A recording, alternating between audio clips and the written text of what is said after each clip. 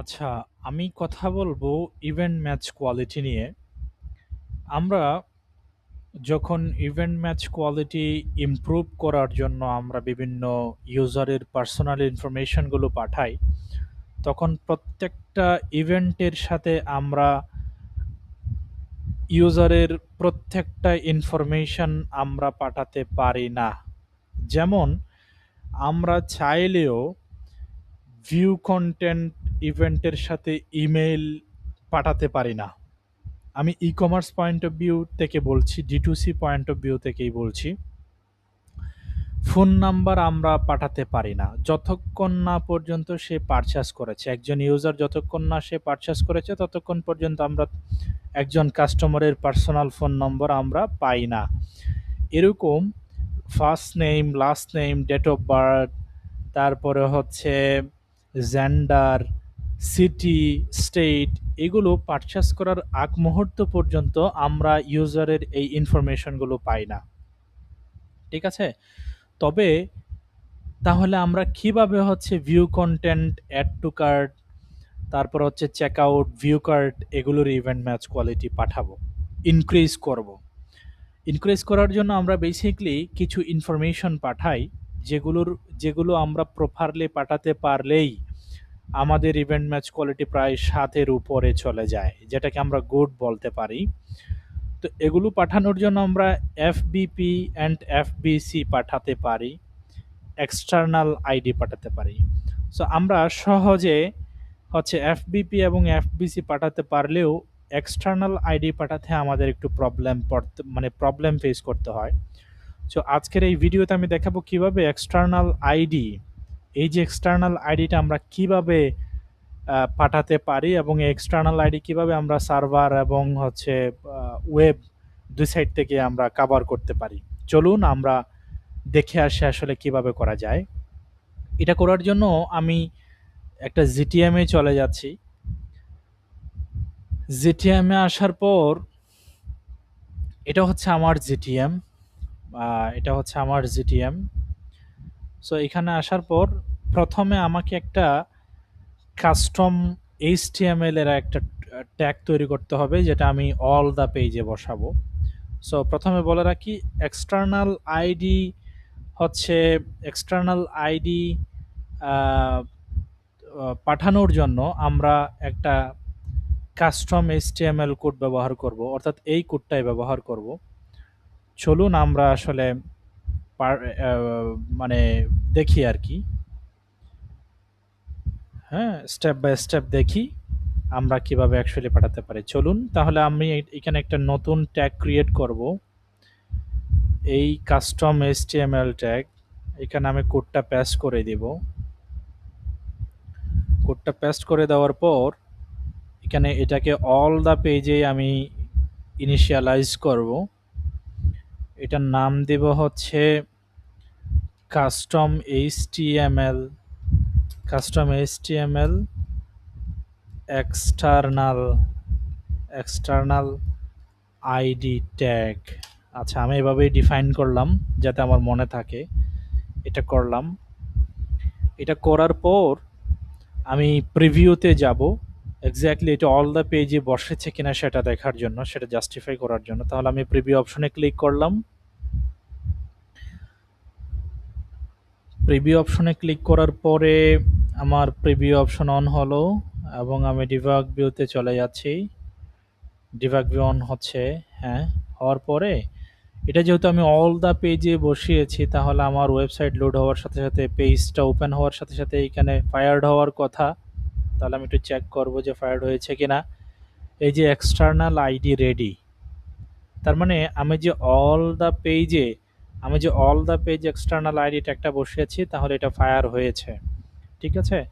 এখন আমি যদি একটা ইন্ডিভিজুয়াল প্রোডাক্ট পেজে যাই, ফর এক্সাম্পল এই প্রোডাক্ট পেজে যাই, তাহলে তাহলে তাহলে কি ভাই, এই যে ভিউ আইটেম, এটার সাথে আমার এখানে এক্সটার্নাল আইডি এক্সটার্নাল আইডিটা এখানে শো করার কথা, তাই না?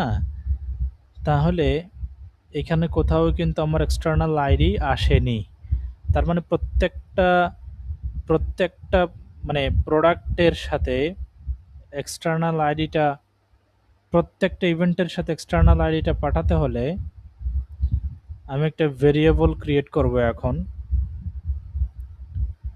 যে ভেরিয়েবলের মাধ্যমে প্রত্যেকটা ইভেন্টের সাথে এক্সটার্নাল আইডিটা যাবে। আমি ইউজার ডিফাইন্ড ভেরিয়েবল থেকে একটা কাস্টম জাভাস্ক্রিপ্ট একটা কোড বসাবো। এই যে কাস্টম জাভাস্ক্রিপ্ট কোড, এই কোডটা আমি এখানে বসাবো। বসানোর পর আমি এটাকে নাম দেব হচ্ছে যে কাস্টম, সরি এটা হচ্ছে সিজেস, কাস্টম জাভাস্ক্রিপ্ট এক্সটার্নাল আইডি। ঠিক আছে, তাহলে এটাকে আমি এভাবে দিয়ে এভাবে সেভ করে দেব। হ্যাঁ, সেভ করার পর আমি চেক করব প্রত্যেকটা ইভেন্টের সাথে এখন হচ্ছে এক্সটার্নাল আইডিটা ডিফাইন হচ্ছে কিনা, কাজ করছে কিনা। প্রিভিউতে যাওয়ার পর একটু সময় নিচ্ছে হয়তো, কেন জানি না। আচ্ছা, প্রিভিউ হয়েছে, এই যে প্রিভিউ হয়েছে। প্রিভিউ হওয়ার পর আমি একটা নির্দিষ্ট প্রোডাক্ট পেজে যাব। এই প্রোডাক্ট পেজে যাওয়ার পর তাহলে এখন কিন্তু আমার ভিউ আইটেমের সাথে ভেরিয়েবলস থেকে আমার ওই এক্সটার্নাল আইডিটা যাওয়ার কথা। ভিউ আইটেম, এই যে সিজিএস এক্সটার্নাল আইডি আমার এইখানে এই যে ফায়ার হয়েছে, অর্থাৎ এই যে ভ্যালু হিসেবে এখানে এক্সটার্নাল আইডিটা চলে এসেছে। এখন আমি প্রত্যেকটা ইভেন্টের সাথেই এই এক্সটার্নাল আইডিটা পাঠিয়ে দিতে পারবো। কিভাবে পাঠাবো চলুন আমি একটা দেখিয়ে দিচ্ছি। আপনারা প্রত্যেকটা ইভেন্টের সাথে এই এক্সটার্নাল আইডি পাঠিয়ে দিতে পারেন। তাহলে আমি ফর এক্সাম্পল এই যে সার্ভারের এই ইয়াতে পাঠাচ্ছি, এই ট্যাগের এই ইভেন্টের মধ্যে পাঠাচ্ছি একটা। আমি এই নামটাকে ডিফাইন করার জন্য আমি এই নামটা এভাবেই ডিফাইন করব এখানে।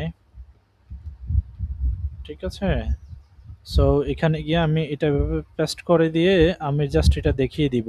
কি দেখিয়ে দিব? এই যে এক্সটার্নাল আইডিটা দেখিয়ে দিব। দেখিয়ে দেওয়ার পরে আমি জাস্ট সেভ করে দিব। সেভ করার পর আমি প্রিভিউ দিব। প্রিভিউ দেওয়ার পরে এক্স্যাক্টলি আমি দেখব ওই ইভেন্টের সাথে ও মাই গড, ওই ইভেন্টের সাথে যাচ্ছে কি যাচ্ছে না। ঠিক আছে, এবং ফেসবুক পর্যন্ত এক্সটার্নাল আইডি পৌঁছাচ্ছে কিনা সেটা অবশ্যই আমি চেক করব। ওকে, ওপেন হলো। ওপেন হওয়ার পর আমি এই প্রোডাক্টটা দেখব। এই প্রোডাক্টটা দেখার পরে আমি এখানে গেলাম। তাহলে আমি এটা পাঠিয়েছিলাম কোথায়? আমি পাঠিয়েছিলাম ভিউ আইটেমের এই যে সার্ভারের এই ট্যাগটাতে আমি পাঠিয়েছিলাম। তাহলে এই যে ভ্যালিউস ক্লিক করলাম। ক্লিক করার পরে আমি একটু চেক করে এই যে প্যারামিটার, এই যে এক্সটার্নাল আইডি, এই যে ভ্যালু হিসেবে এক্সটার্নাল আইডি চলে এসেছে। তাহলে আমি এক্স্যাক্টলি দেখতে পাচ্ছি যে আমার ইভেন্টের সাথে এক্সটার্নাল আইডি প্যারামিটারটি ফায়ার হচ্ছে এবং ডাটা পারফেক্টলি যাচ্ছে। তাহলে এটা আমি সার্ভার থেকে একটু দেখব। হ্যাঁ, সার্ভারে আসলে এক্স্যাক্টলি যাচ্ছে কি যাচ্ছে না সেটাও আমি একটু দেখে নিব। হ্যাঁ, এটার জন্য মানে ফেসবুকের কাছে যাচ্ছে কিনা সেটা আমি দেখে নিব আর কি। আমি একটু প্রিভিউ করলাম। প্রিভিউ করার পর একটা সেকেন্ড বস, একটু আসুক। একটু আসতে সময় নিচ্ছে, আমার হয়তো ইন্টারনেট প্রবলেম হতে পারে। আচ্ছা, এসেছে এসেছে যাই হোক, এবার আমি একটা প্রোডাক্ট পেজ ভিউ করব, কি আসে দেখি। তাহলে এখানে এই যে পেজ ভিউ এবং এই যে ভিউ আইটেম, এই যে একটা প্রোডাক্ট যে ভিউ করেছি, এই প্রোডাক্টের ভিউ আইটেমটা একটা ফায়ার হয়েছে। এই যে একবার ফায়ার হয়েছে। এই ট্যাগের মাধ্যমেই এই ট্যাগটির মাধ্যমেই ফেসবুকের কাছে আমার ওই ইনফরমেশনগুলো ফেসবুকের কাছে যায়। হ্যাঁ, তো আমি একটু চেক করলাম সিলেক্ট করে। এরপরে আমি এখানে ক্লিক করার পরে এই যে আউটগোয়িং এসটিটিপি রিকোয়েস্ট ফ্রম সার্ভার, এই যে ফেসবুকের কাছে এটার মাধ্যমে যাচ্ছে। হ্যাঁ, সো আমি এটাতে ক্লিক করলাম। ক্লিক করার পরে কি ভাই, এই যে রিকোয়েস্ট বডি থেকে আমি একটু চেক করে নিব যে আসলে এক্সটার্নাল আইডিটি যাচ্ছে কিনা। এক্সটার্নাল আইডি, এই যে দেখেন এক্সটার্নাল আইডিটা প্রপারলি সার্ভার দিয়ে হচ্ছে ফেসবুকের কাছে যাচ্ছে। ফ্যান্টাস্টিক। তাহলে এইভাবে আমরা হচ্ছে ব্রাউজার এবং সার্ভার, হুম, দুই সাইড থেকেই আমরা এভাবেই এক্সটার্নাল আইডিটা ফেসবুকের কাছে পাঠিয়ে আমাদের EMQ event match quality improve করতে পারি। Thank you very much.